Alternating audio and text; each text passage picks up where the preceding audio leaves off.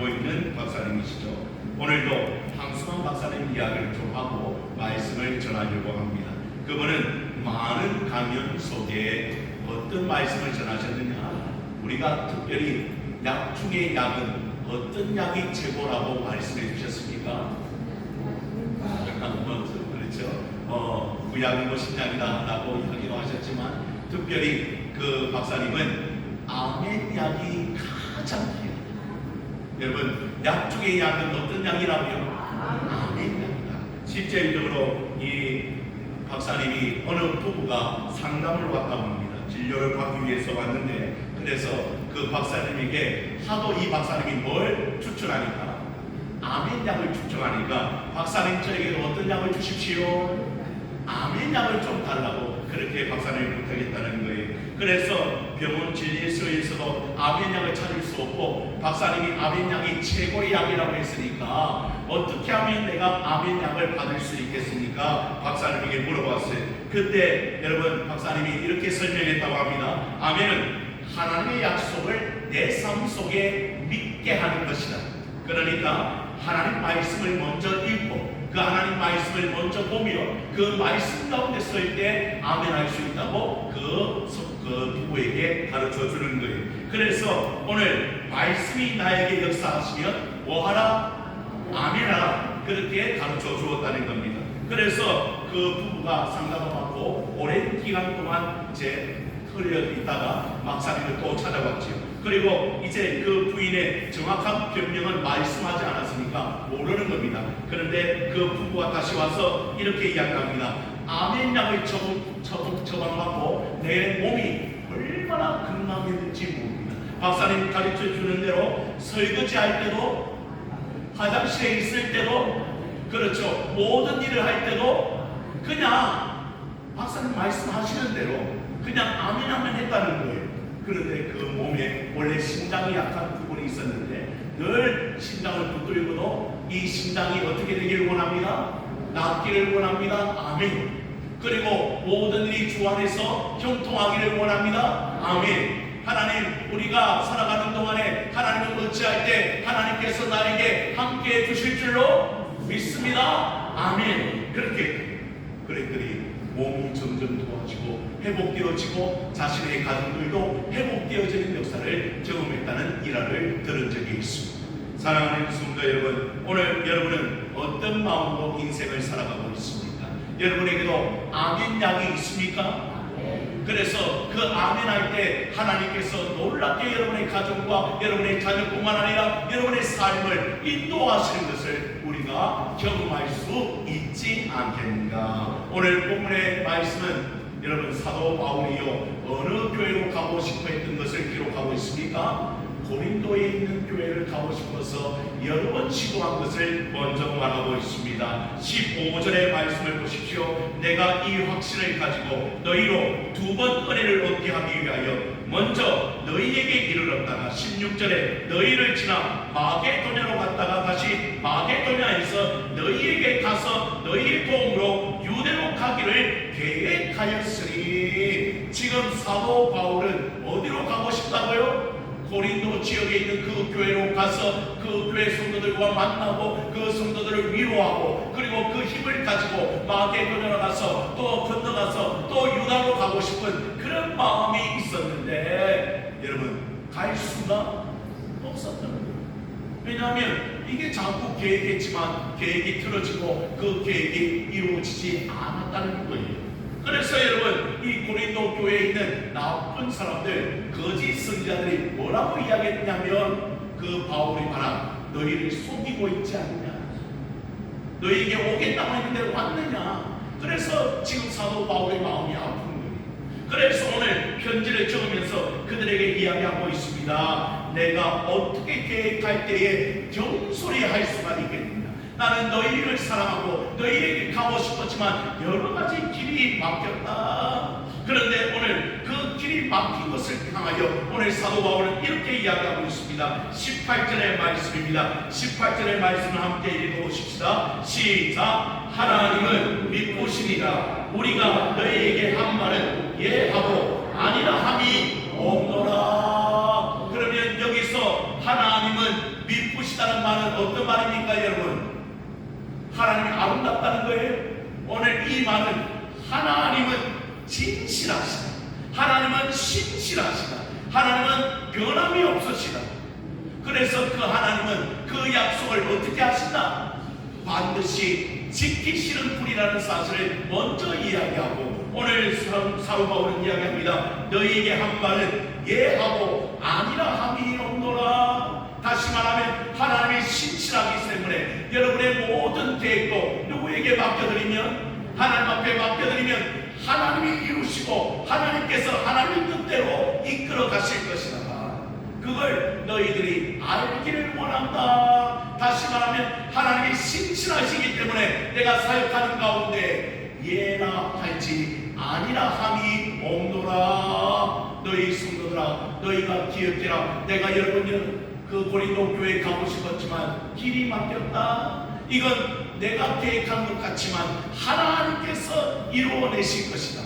그러니 두려워하지 말고 세상 사람들과 거짓된 자들에게 어떻게 여러분 속임을 당하지 말고 이제 그 길을 여전히 걸어가라고 격려하며 편지를 적게 된 것이 바로 고린도 후서인 것을 우리는 알게 되죠. 사랑하는 성도 여러분, 여러분의 길도 여러분 누가 지키십니까? 하나님이 지키셔요.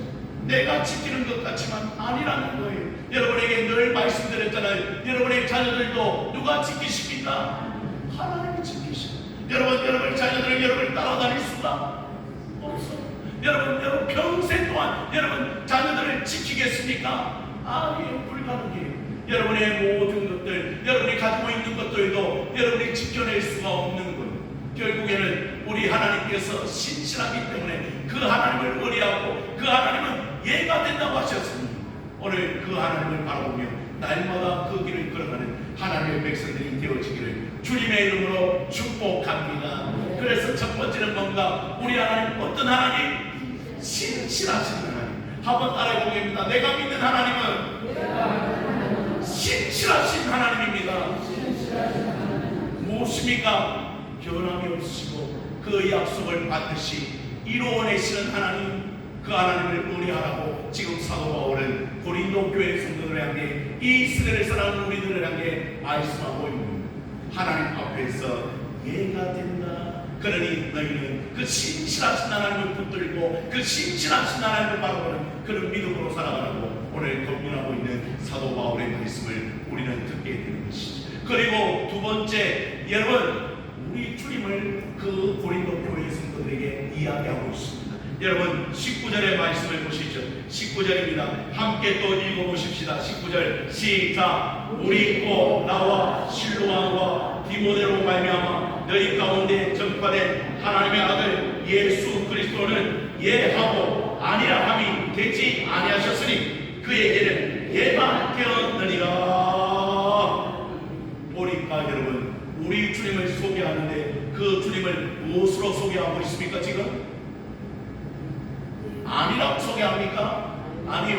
뭐라고 소개합니까? 예하신 주님이라고 우리에게 소개하고 있습니다. 그래서 여러분 우리가 너무나 잘 아는 성경 요한계시록 3장 14절의 말씀을 보니까 라오디게 교회 사자에게 편지하라. 아멘이시오. 무엇이요? 아멘이시오. 충성되고 참된 진리이시오. 하나님의 창조의 근본이시니까 이르시되. 우리 주님을 가리켜 아멘 되시는 분이라고 말씀하십니다. 그러면 여러분 우리 주님의 모습을 바라보기 원합니다. 우리 주님은 원래 하늘에 계시던 분이었어요. 그분이 무슨 몸을 입고 육신의 몸을 입고 이 땅에 내려오셨어요. 그리고 그 생활 가운데 삶 속에 늘 누구의 뜻을 따라? 하나님 아버지의 뜻을 따라 살았던 분이 우리 예수님이십니다.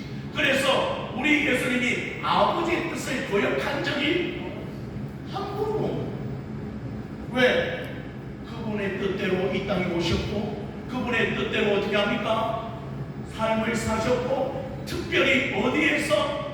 십자가에서 그 고통의 십자가, 고난의 십자가에서 그 십자가를 마다하지 아니하고 그 겟세마네 동산의 기도도 우리에게 보여주고 있잖아요. 나의 원대로 누구의 뜻대로? 아버지의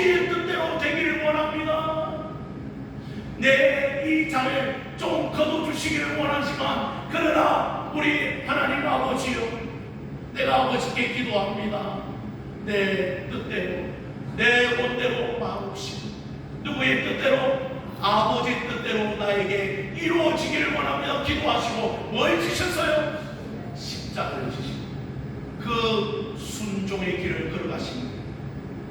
그래서 오늘 사도 바울은 이야기합니다. 우리 주님을 보라. 그 주님의 모습은 늘 하나님 앞에서 뭐 했던 사람이라고요? 예했던 사람, 아니라고 한 적이 한 번도 없었던 그 주님을 바라보며 너희도 그렇게 살아야 되지 않겠는가?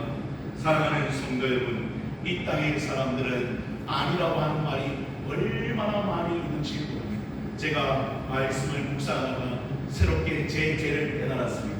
무슨 죄가 있느냐, 목사님 무슨 죄를 범했지, 그런 눈빛으로 찾아보지 말고 제 죄가 뭔지 여러분에게 말씀을 드립니다. 제가 부목사 시절에 우리 담임 목사님 저를 불렀어요. 그리고는 이야기합니다. 부목사님, 이번에 유년부에 교육자가 이제 나가게 됐는데 아무리 교육자를 찾아도 없다는 거예요. 그래서 우리 부목사님이 조금 힘들겠지만 중고등도 하고 또 뭐도 하고 유년부도 좀 해주시면 어떻겠습니까? 그러면 여러분 어떻게 해야 돼요?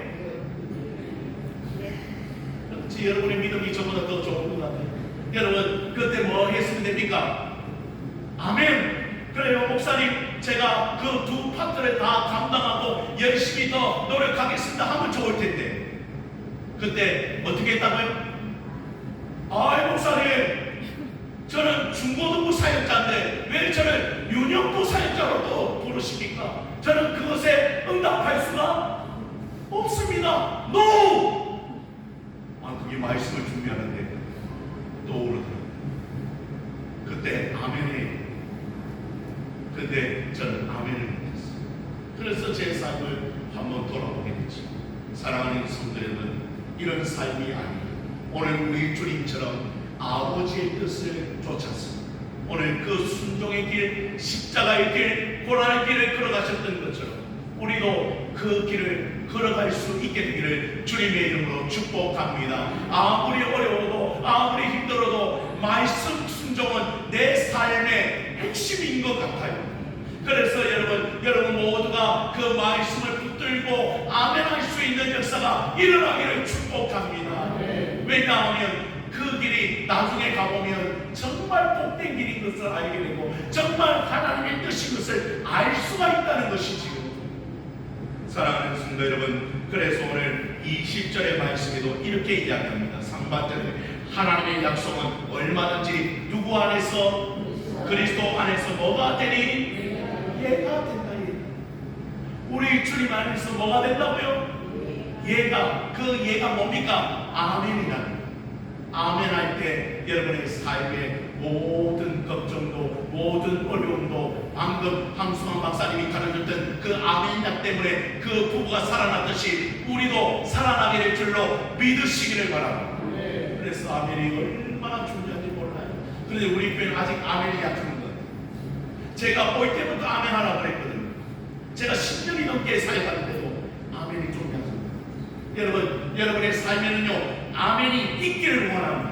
누구처럼? 예수님처럼.